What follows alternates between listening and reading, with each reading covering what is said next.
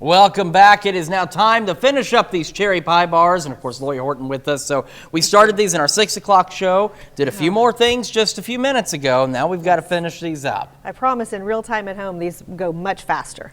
Yeah, because it's been over the course of about an hour. It's been like an hour. I left this pan out. We got all the little bits on top of the last of that dough. And I just want to point out, because a lot of folks kind of get confused. Do I bake the bottom and then I come back and add the pie topping and all that? No.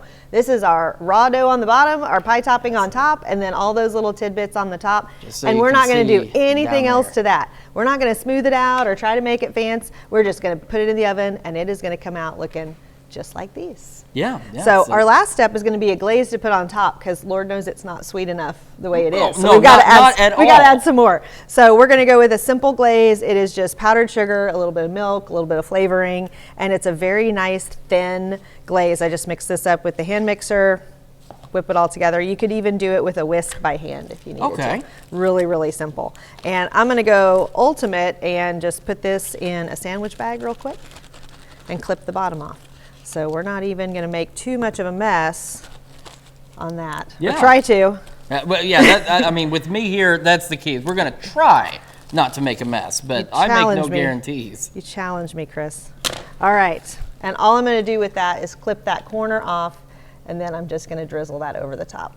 Okay, now the glaze goes on after they're baked. After they're baked and after they're cool, because you don't want to put this on when they're still really hot, or it'll just disappear. It'll just melt into all of that and be gone. So we're going to go over all of that, as little or as much as you want.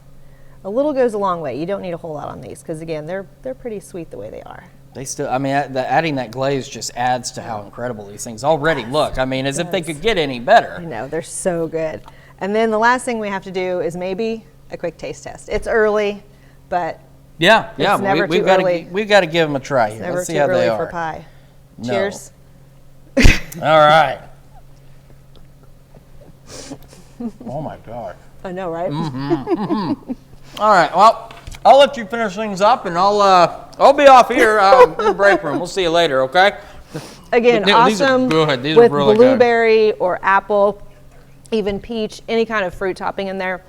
It's phenomenal with any of it, because the sugar dough, it goes well with anything. You don't have to change anything else to that initial part of it or to the glaze. Yeah, and that's what I love too. Is, I mean, these cherries are great, but I like blueberries. I know some folks like the apples, and you can do, as you mentioned, anything with these. Do a pan of cherry and a pan of blueberry. It's perfect for 4th of July. You're covered. Yeah, you'll be set, because there'll be red, white, and blue out there. So, all right, Lori, thank you so much for coming in and making this incredible, delicious treat. And of course, we'll have the full recipe, everything you need to know, on our website later this morning at KOAMNewsNow.com. We'll be back with another half hour of the morning news right after this.